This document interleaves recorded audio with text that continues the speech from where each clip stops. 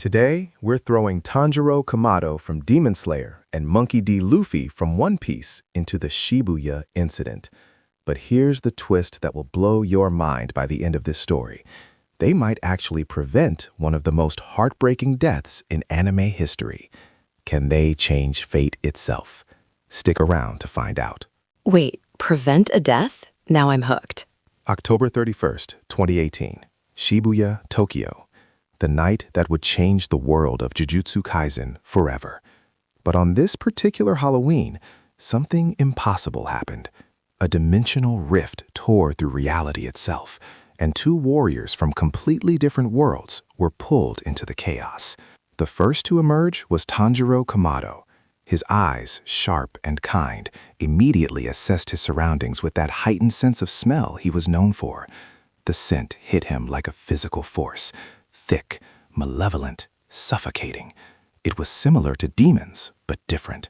This energy was raw, twisted, and everywhere. I can only imagine how confused he must be. Extremely confused. But before Tanjiro could even draw his black Nichiren blade, a second figure crashed through the dimensional tear. Monkey D. Luffy tumbled out, his straw hat somehow still perfectly placed on his head despite the violent transportation. His rubber body bounced once on the pavement before he sprung to his feet, grinning ear to ear. "Whoa, that was awesome," Luffy exclaimed, completely oblivious to the danger that surrounded them. His eyes then landed on Tanjiro. "Hey, you smell like rice balls. Are you friends with Zoro?" Tanjiro blinked, bewildered. "Rice balls? No, I don't know anyone named Zoro. Where are we? What is this terrible energy I'm sensing?" Only Luffy would think about food in a situation like this. That's classic Luffy for you. But their confusion wouldn't last long. From the shadows of Shibuya's alleyways, three figures emerged. Yuji Ittori, Megumi Fushiguro, and Nobara Kugisaki, three Jujutsu sorcerers on high alert. The massive curtain had just been deployed over Shibuya, trapping civilians and calling for Satoto Gojo. Every sorcerer was on edge. Megumi's eyes narrowed as he observed the two strangers. The boy with the checkered haori and the strange blade emanated no cursed energy, but there was something about him, something powerful. And the other one, the boy in the straw hat with the red vest, his energy signature was completely wrong. It was like nothing Megumi had ever sensed. "Cursed spirits," Megumi muttered, his hands already forming the shadow puppet for his divine dogs. "They must be experimental cursed spirits created by the enemy. We can't let them interfere with the mission." Oh no, they think they're enemies. Exactly. Nobara stepped forward, her hammer and nails at the ready. "I don't know what kind of cursed spirits you two are supposed to be, but you picked the wrong night to show up in Shibuya." Before Tanjiro could even attempt to explain, Yuji launched forward with superhuman speed, his fist coated in cursed energy. The punch was aimed directly at Luffy's face. Now, anyone familiar with One Piece knows what happened next. Luffy's rubber body simply absorbed the impact, his face stretching back comically before snapping forward. "That tickled," Luffy laughed, completely unharmed. Yuji's eyes widened in shock. "What the?" Tanjiro, seeing the misunderstanding escalating, immediately jumped between them. His enhanced senses picked up on something crucial. These three fighters weren't evil. Their intentions, their sense, they were protectors, just confused. "Wait, please, stop!" Tanjiro called out, his hands raised in a peaceful gesture. "We're not your enemies. We don't even know where we are or how we got here. My name is Tanjiro Kamado, and this is—" "Luffy, Monkey D. Luffy, and I'm gonna be king of the pirates," Luffy interrupted with his signature grin, completely oblivious to the tension. Nobara exchanged glances with Megumi. "King of the pirates? What kind of cursed spirit says that?" This is actually kind of funny. It was, but the situation was about to get deadly serious. Before anyone could respond, a massive surge of cursed energy erupted from the direction of Shibuya Station. The shockwave was so powerful that even Tanjiro, who couldn't sense cursed energy in the traditional sense, felt it through his heightened awareness. It was dark, oppressive, and carried the scent of countless lives in danger. "Gojo-sensei," Yuji whispered, his face going pale. "Something's wrong." Megumi's phone buzzed. The message was brief, but devastating. "Gojo Satoru has been sealed in the prison realm. All units engage with extreme caution. The enemy's plan is in motion." The three Jujutsu sorcerers stood frozen for just a moment, processing the impossible. Their strongest fighter, the one man who could stand against any threat, had been taken off the board. Tanjiro's sharp eyes caught the change in their demeanor immediately. Years of fighting demons, of reading opponents and allies alike, had honed his ability to read people. These three were terrified, but more than that, they were determined. "Your strongest fighter is in trouble," Tanjiro stated, not as a question but as a fact. His hand moved to the hilt of his Nichiren blade. "We may not understand this world, but we know what it's like to fight against overwhelming evil. Let us help." Luffy stepped forward, cracking his knuckles. "Yeah, anyone who kidnaps people is a bad guy, and I never let bad guys win." That's so Luffy. Nobara looked at Megumi, who looked at Yuji. They were out of options, out of time, and frankly, out of their depth. The Shibuya Incident was spiraling into chaos faster than anyone had predicted. If these two strangers wanted to help, could they really afford to turn them down? "Fine," Megumi said finally, "but you follow our lead. This isn't like any enemy you faced before. Cursed spirits are born from negative human emotions. They're, like demons," Tanjiro interrupted quietly, "born from human suffering and malice. I understand more than you think." That single statement changed everything. Megumi saw the recognition in Tanjiro's eyes, the understanding of someone who had faced similar darkness. Whatever world this boy came from, he knew the weight of fighting monsters. "All right," Yuji said, a determined grin spreading across his face that somewhat mirrored Luffy's own. "Let's go save people." And with that, an unlikely alliance was formed. 3 Jujutsu sorcerers and 2-dimensional travelers headed toward the heart of the Shibuya Incident. But none of them could have predicted just how crucial Tanjiro and Luffy's presence would become. I'm on the edge of my seat. Good, because this is where things get really interesting. As they raced through the streets of Shibuya, Tanjiro's enhanced sense of smell was working overtime. He could detect the locations of civilians, the concentration of that malevolent energy, cursed spirits, as Megumi called them, and something else, something that made his blood run cold. "There's a massive concentration of that dark energy ahead," Tanjiro warned, "and I can smell fire and... no, it's burning flesh." Megumi pulled up the mission briefing on his phone. That's probably the area where Nanami's team was stationed, near exit 13 of Shibuya Station. The name Nanami would come to mean everything in the hours ahead, but at that moment, none of them knew just how critical their timing would be. As they approached the designated area, the scene before them was something out of a nightmare. Transfigured humans, grotesque, twisted creatures that were once ordinary people, shambled through the streets, attacking anything that moved. Luffy's usual grin faltered for just a moment. What happened to these people?" "A cursed spirit named Mahito." Yuji spat the name like poison, his fists clenched so hard his knuckles turned white. "He can reshape human souls. These people, they can't be saved." "That's horrible." It was, and it was about to get worse. From the direction of the station, a figure emerged. But this wasn't a transfigured human. This was something far more dangerous. Jogo, the volcano-headed special-grade cursed spirit, stepped into view. His single eye scanned the group with disdain. "More insects to burn," Jogo muttered, flames beginning to dance around his body. Tanjiro's eyes widened as his enhanced senses picked up the sheer heat emanating from this creature. It was like standing near a volcanic vent. But more importantly, his nose caught something else. The scent of severely injured humans nearby, including one particular scent that was fading fast. "There's someone badly hurt over there," Tanjiro pointed toward a nearby alley. "I can smell... the person's badly burned but still alive." Megumi's eyes widened. "That must be where Jogo attacked. We need to..." But Jogo had no intention of letting them rescue anyone. With a casual wave of his hand, a massive ball of fire erupted from his palm, hurtling toward the group with enough heat to melt concrete. This was the same attack that had left Nanami and Maki critically injured in the original timeline. What happened next would change everything. Luffy, with his instincts honed from years of fighting, instantly recognized the threat. Without hesitation, he inflated his body like a balloon, activating his Gear 3rd technique. "Gomu Gomu no Fusen!" Luffy's body expanded, creating a massive rubber barrier between the fireball and the group. Can his rubber body even withstand that much heat? That was exactly what everyone was thinking. The fireball collided with Luffy's inflated body, and for a moment, it seemed like he would be incinerated. But something unexpected happened. Luffy's rubber body, combined with his armament Haki that he had mastered after the time skip, created a unique defense.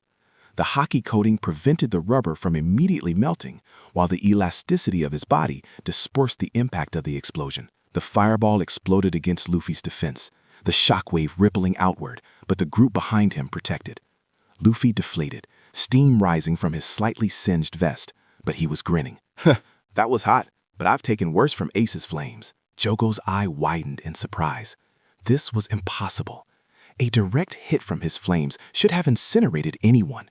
Who were these people? But Tanjiro wasn't paying attention to the fight. His enhanced hearing had picked up labored breathing from the alley, multiple people struggling to survive. While Jogo was distracted by Luffy's unexpected defense, Tanjiro made his move. Water breathing, third form, flowing dance. His blade moved in a fluid, graceful arc, cutting through several transfigured humans that blocked his path to the alley. The movements were precise, efficient, and deadly. Within seconds, he had cleared a path and disappeared into the alley. Water-breathing third form. What Tanjiro found there would haunt him. 3 figures lay among the rubble: Maki Zenin, Naobito Zenin, and Kento Nanami. All 3 were severely burned, their bodies broken and barely clinging to life. But it was Nanami's condition that was the most critical. Half of his body was charred beyond recognition, one eye was missing, and his breathing was shallow and irregular. Water-breathing third form. In the original timeline, Nanami would drag himself from this spot, encounter Mahito, and die while telling Yuji, "You've got it from here." But that timeline was about to change. Is he going to save him? Tanjiro's hands moved with practiced efficiency. During his time as a demon slayer, he had learned basic first aid and field medicine. It was necessary when fighting demons far from any town. But more than that, Tanjiro had something unique. His sense of smell could detect the faintest signs of life, could read the body's condition in ways no doctor could. "You're still alive," Tanjiro whispered, carefully examining Nanami's wounds. "And as long as you're alive, there's hope." He tore strips from his own haori, creating makeshift bandages. His movements were gentle but swift, stemming the worst of the bleeding, stabilizing what he could. But he knew Nanami needed more than field medicine. Back at the main fight, Luffy and the Jujutsu sorcerers were holding their ground against Jogo. Megumi's divine dogs harassed the cursed spirit from multiple angles, while Nobara used her straw doll technique to attack from a distance. Yuji, empowered by Sukuna's presence, matched Jogo's close-range attacks with his own superhuman strength. But it was Luffy who truly shone. His Gear Second allowed him to move at speeds that even Jogo struggled to track. His observation Haki let him predict the cursed spirit's attacks before they were fully formed, and his sheer, boundless enthusiasm in the face of danger was infectious. Gomu Gomu no Jet Pistol.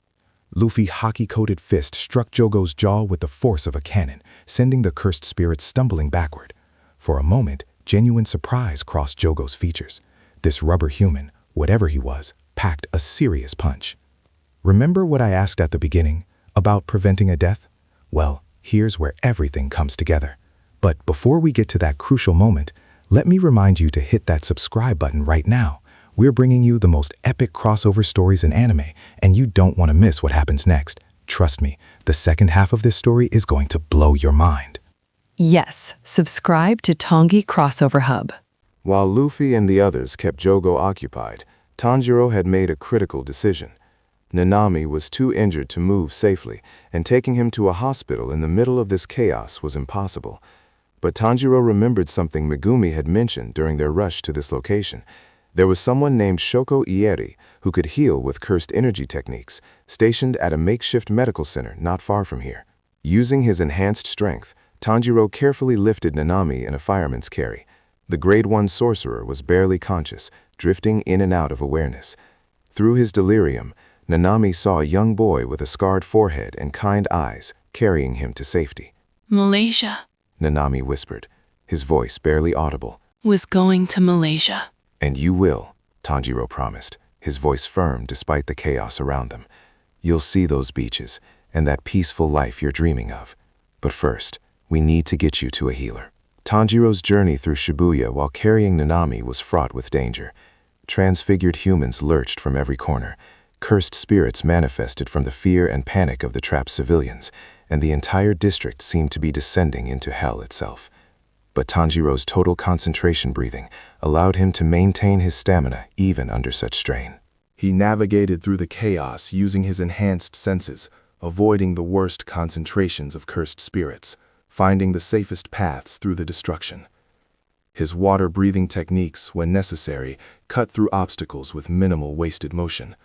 Every movement was calculated, every breath controlled. And then he smelled it. Hope. The scent of someone with healing abilities, calm and focused despite the chaos. Following his nose, Tanjiro burst into a partially collapsed building where Shoko Ieri had set up her emergency medical station. Finally, some good news. Shoko yicked up from treating another injured sorcerer, her eyes widening at the sight of Nanami's condition. Lay him down here, carefully. As Tanjiro gently placed Nanami on the makeshift operating table, Shoko's hands immediately began glowing with reverse curse technique energy. This was one of the rarest abilities in the Jujutsu world, the power to heal even the most grievous injuries by reversing curse damage. His condition is critical, Shoko muttered, her usual calm demeanor cracking slightly. The burns are 3rd degree. He's lost massive amounts of blood, and there's internal damage I can't even begin to assess yet. But, she looked up at Tanjiro, but you got him here in time. Another 5 minutes, and it would have been too late. Tanjiro felt his knees nearly buckle with relief. Will he survive? Shoko's reverse curse technique spread across Nanami's body like a warm, golden light. Slowly, impossibly, the charred flesh began to regenerate. The bleeding stopped, the internal injuries started to mend. It would take time, possibly hours of continuous treatment, but Nanami would live. He'll survive, Shoko confirmed. Thanks to you. Now get back out there. I can hear the fighting and it sounds like your friends need you. This is so intense. Tanjiro didn't need to be told twice. He burst back out into the chaos of Shibuya, his heart lighter knowing he had saved at least one life tonight. But the fight was far from over. In fact, the deadliest part of the Shibuya incident was about to unfold. He arrived back at the main battle just in time to see Jogo retreating, clearly frustrated by his inability to quickly dispatch this odd group of fighters. But the cursed spirit's parting words sent chills down everyone's spine. Enjoy your small victory. Gojo is sealed, and Sukuna will soon awaken. This world will burn. As Jogo vanished into the shadows, the group had a moment to breathe. Yuji looked at Tanjiro with newfound respect. You saved Nanami-san? He's with a healer named Shoko, Tanjiro confirmed. He'll survive, but he's not out of danger yet. We need to end this incident as quickly as possible so everyone can receive proper treatment. Luffy, ever the optimist, stretched his arms above his head with a satisfied grin. See, we're already making a difference. Now, who do we have to punch to fix all of this? That's such a Luffy question. Megumi pulled up intelligence on his phone, coordinating with other sorcerer teams. The main threat is the person who sealed Gojo, someone who looks exactly like Suguru Geto, but is actually an imposter. They're guarding the prison realm at the Fukutoshin Line platform. There's also Mahito, the curse responsible for the transfigured humans, who's somewhere in the station. At the mention of Mahito, Yuji's expression darkened. His entire body tensed with barely controlled rage. Mahito is mine. Nobara placed a hand on his shoulder. We'll find him together, but we need a plan. We're strong, but we're also exhausted and running low in cursed energy. This was when Luffy spoke up, and what he said would define their strategy for the rest of the night. In my crew, we've taken down emperors, warlords, and even corrupt governments. You know why we always win? Why? Tanjiro asked, genuinely curious. Because we trust each other completely. We play to our strengths, and we never give up, no matter how impossible things look. Luffy's grin was infectious. So here's what we're going to do. Now, here's where Luffy's battle experience really shined. He looked at each member of the group, assessing their strengths with the same tactical mind that had helped him overcome warlords and emperors. Megumi, Luffy pointed at the spiky-haired sorcerer. You're the smart one who plans stuff, right? You coordinate everyone. Nobara, You fight from a distance with those nails. Stay with Megumi and cover him. Yuji. Luffy's grin widened as he looked at the pink-haired sorcerer who reminded him so much of himself. You and I are gonna be the front line. We punch things really hard. That's such a simple plan, but somehow it makes sense. And then Luffy turned to Tanjiro, and something passed between them, an understanding that transcended words. Both were warriors who had lost family to monsters. Both carried the weight of protecting others. Both refused to give up, no matter how impossible the odds.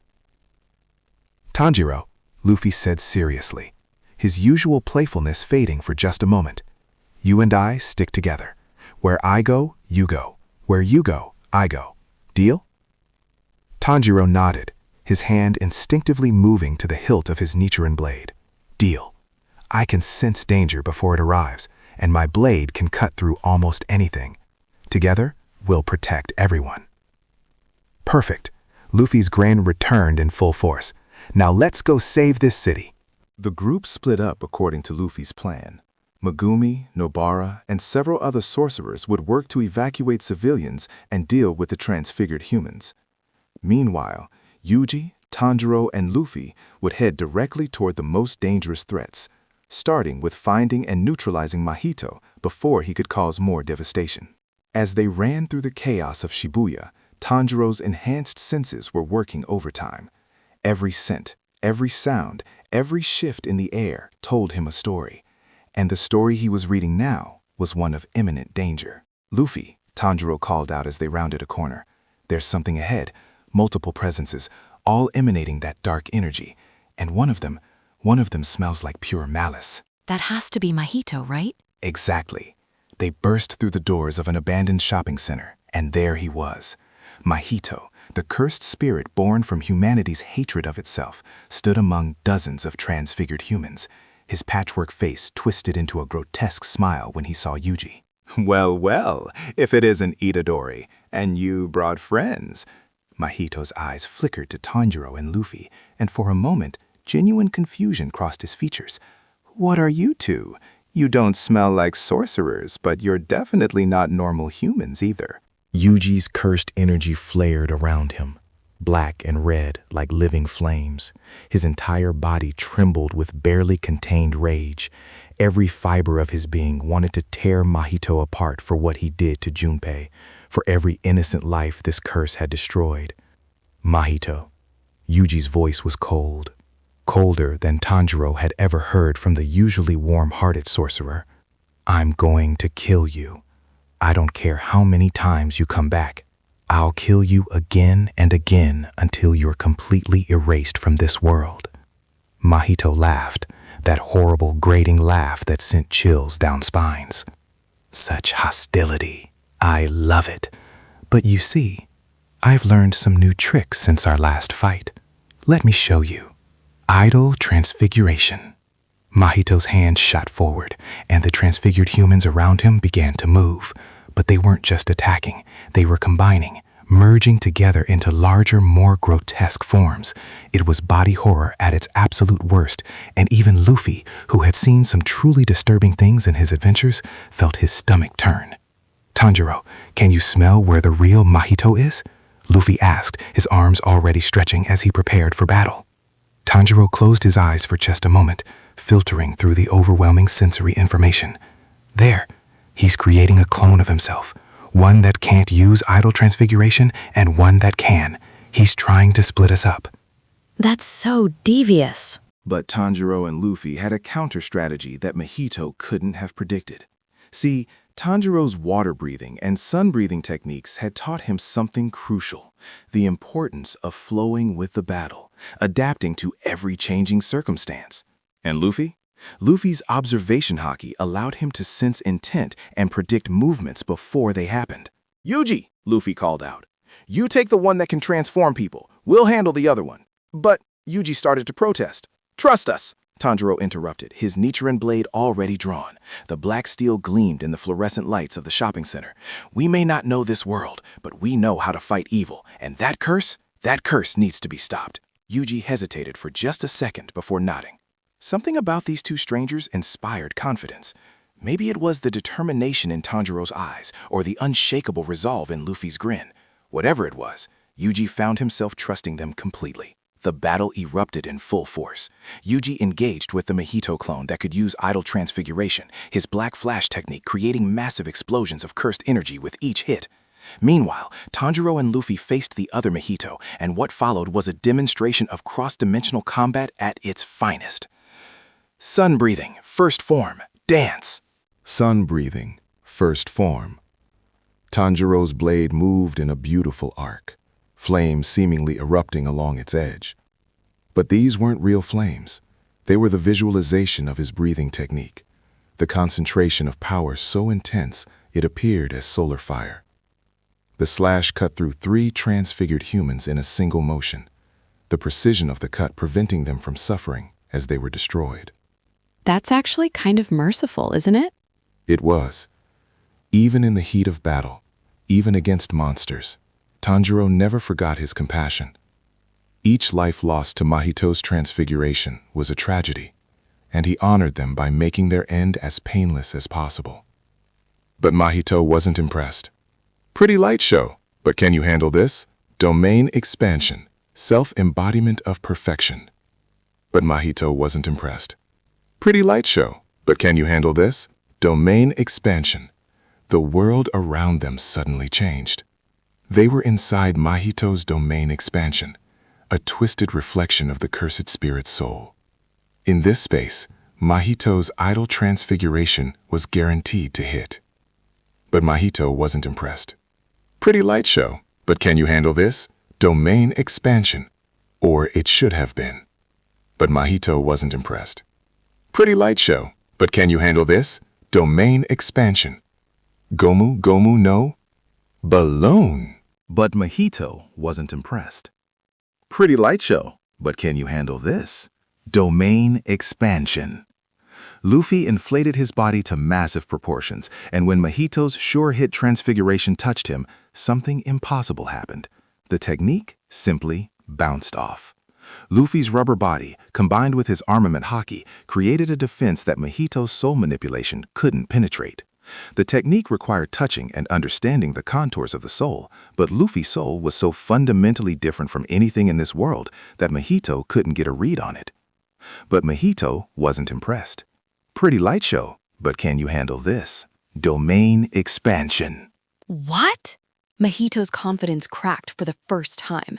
That's impossible. Nothing can resist my technique inside my domain. Tanjiro, meanwhile, was having his own revelation. Inside Mahito's domain, he could sense something he couldn't before, the actual shape and feeling of cursed energy. His enhanced senses, which had allowed him to detect demons by their malevolent aura, were now picking up on the fundamental nature of curses themselves. I understand now, Tanjiro muttered, his sword stand shifting. Cursed energy is just like a demon's aura, concentrated negative emotion given form. And if I can cut through a demon's neck? Sun breathing, fourth form. Burning bones, summer sun. Sun breathing, fourth form. The slash that followed was different from before. Tanjiro had instinctively infused his sword with the same awareness that allowed Yuji to damage Mahito, the ability to perceive and strike at the soul itself. The blade cut through Mahito's domain, creating a fissure in the cursed spirit's guaranteed hit technique. Wait, he can do that? The domain shattered like glass, and Mahito stumbled backward, genuine fear crossing his face for the first time. These two weren't just strong, they were operating on principles that didn't exist in his world. The rubber human's body was an anomaly that defied soul manipulation, and the swordsman could somehow perceive and damage souls without any formal training in jujutsu. You too, Mahito's voice actually trembled. You're not from this world, are you? Luffy grinned, cracking his knuckles. Nope. I'm from a place where we fight for our friends, where we never give up, and where people like you always lose in the end. And I'm from a world where demons thought they were invincible too, Tanjiro added, his blade held at the ready. But every single one of them fell. You will too. What happened next was a masterclass in teamwork. Luffy and Tanjiro moved in perfect synchronization, despite having known each other for less than a day. Luffy's unpredictable stretching attacks forced Mahito to constantly dodge and weave, while Tanjiro's precise sword strikes came from angles the cursed spirit couldn't predict. Gomu Gomu no Jet Gatling. Luffy's fists became a blur, each punch coated in Armament Haki and delivered with the speed of Gear's second. Mahito tried to morph his body to avoid the strikes, but Tanjiro was already there, his blade cutting off every escape route. Sun breathing, fifth form, setting sun transformation. Sun breathing, fifth form. Tanjiro leaped high into the air and delivered a devastating downward slash. The technique had enough force behind it to crater the floor, and Mahito barely managed to avoid it by transforming into a liquid-like state and flowing away. They're pushing him back. They were, but Mahito was a special-grade cursed spirit for a reason. With a roar of frustration and rage, he began morphing his entire body, taking on his ultimate form, the instant spirit body of distorted killing. His body became covered in a carapace-like armor that deflected physical attacks, and multiple blade-like appendages erupted from his limbs. You think you can beat me? I'm the manifestation of humanity's darkest nature. I'll always exist as long as humans hate each other. But that declaration, meant to demoralize his opponents, had the opposite effect. Luffy's expression became deadly serious, and Tanjiro's eyes narrowed with determination. Then we'll just have to hit you harder, Luffy declared, and his body began to steam. Gear, second. His skin turned pink as his blood flow increased exponentially. The heat radiating from Luffy's body was intense enough that Tanjiro could feel it from several feet away. At the same time, Tanjiro shifted his breathing pattern. The total concentration breathing he'd been maintaining was good, but it wasn't enough. He needed more power, more speed, more everything. And so he tapped into the full potential of his family's technique. Hinokami Kagura, no, sun breathing, 11th form, Dragon Sun Halo Head Dance. Hinokami Kagura, no, sun breathing, 11th form. Tanjiro's movements became a fluid, continuous slash that curved and flowed like a dancing dragon. The technique allowed him to chain multiple attacks together seamlessly, each strike flowing into the next without pause. Combined with Luffy's Gear second speed, they became an unstoppable force. Hinokami Kagura, no, sun breathing, 11th form. Mahito's armored form, which should have deflected their attacks, began to crack under the relentless assault. Luffy's Haki-coated punches found weak points in the carapace, while Tanjiro's blade, imbued with his soul-cutting perception, carved through Mahito's defenses. Hinokami Kagura, no, sun breathing, 11th form. This can't be happening, Mahito screamed, his voice losing all traces of his earlier confidence. I'm supposed to win. I'm supposed to... Hinokami Kagura, no, sun breathing, 11th form. Gomu Gomu no Red Hawk. Hinokami Kagura, no, sun breathing, 11th form. Luffy's fist, coated in flames from the friction of his attack combined with his haki, slammed into Mahito's chest. The impact created a massive explosion that sent the cursed spirit flying backward, his armored form cracking and fragmenting. Hinokami Kagura, no, sun breathing, 11th form. Before Mahito could recover, Tanjiro was there, his blade raised high. Hinokami Kagura, no, sun breathing, 11th form. Sun breathing, 13th form. The 13th form. This was it, the ultimate technique of sun breathing. Tanjiro began moving through all 12 forms in rapid succession, each technique flowing seamlessly into the next, creating a continuous dance of deadly precision. The flames of his visualization became so intense they almost looked real, painting the entire battlefield in shades of red, orange, and gold. Each slash cut deeper into Mahito's being, not just damaging his physical form, but striking at the very essence of his cursed spirit existence. And then, at the peak of the 13th form, as Tanjiro completed the cycle and returned to the first form with all the accumulated momentum and power, Luffy added his own finishing move. King Kong Gun. His Gear third fist, inflated to enormous size and coated in advanced armament haki, collided with Mahito at the exact same moment Tanjiro's blade completed its final revolution. The combined force of Sun Breathing's ultimate technique and one of Luffy's most powerful attacks created a shockwave that shattered every window in the shopping center. When the dust settled, Mahito lay on the ground, his body barely maintaining its form. The cursed spirit was defeated, not destroyed, but beaten so thoroughly that he could no longer maintain his combat form. His eyes, filled with terror, looked up at the two warriors standing over him. You're monsters, Mahito whispered. Tanjiro knelt down beside the broken curse, his expression sad despite their victory. No, we're just people who refuse to let evil win. The real monster is the hatred that created you. And someday, somehow, humanity will overcome that too.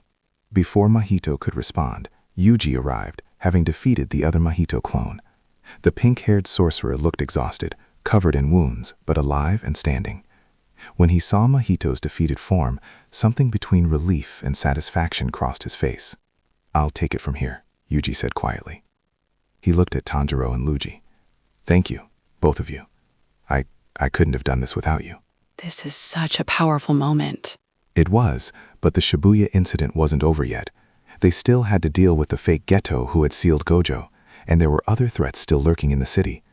But thanks to Tanjiro saving Nanami earlier, and now with Mahito defeated rather than just temporarily held back, the tide of the incident was beginning to turn. As if responding to their victory, a voice crackled through the communications network all the Jujutsu sorcerers were using. It was Mei, reporting from another part of Shibuya. Attention all units. I'm getting reports that the situation is stabilizing. Civilian casualties are far lower than predicted, and several major threats have been neutralized. Whatever you're all doing, keep it up. Megumi and Nobara, who had been coordinating the civilian evacuation, also checked in. We've cleared 3 blocks of transfigured humans. No civilian casualties in our sector. Repeat, 0 civilian casualties. The difference from the original timeline was staggering. In the world where Tanjiro and Luffy didn't arrive, the Shibuya incident would claim hundreds of lives, leave Nanami dead, critically wound Nobara, and traumatize an entire generation of Jujutsu sorcerers. But now, with 2-dimensional travelers fighting alongside them, hope was becoming tangible. "We need to keep moving," Tanjiro said, already running toward the next concentration of cursed energy his senses picked up. "There are still people who need help." Luffy followed without hesitation, his rubber legs carrying him in great bounding leaps. "Yeah, let's save everyone." Yuji looked down at the defeated Mahito one more time, then back at his new allies. A smile, genuine and warm, crossed his face. "Let's do this." The 3 of them raced through Shibuya, and everywhere they went, the tide turned. Tanjiro's enhanced senses allowed them to find trapped civilians before they could be harmed. Luffy's overwhelming physical power cleared paths through debris and defeated cursed spirits that would have taken multiple sorcerers to handle. And Yuji, empowered by their example and their support, fought with a determination he'd never felt before. They encountered Jogo, the volcano-headed curse, and Luffy's resistance to fire attacks proved crucial. They found Choso before he could engage in his devastating battle with Yuji, and Tanjiro's compassion-based approach actually made the curse womb start questioning his mission. They even managed to disrupt the fake ghetto's plans enough that freeing Gojo from the prison realm became a possibility rather than a distant hope. They're actually changing everything.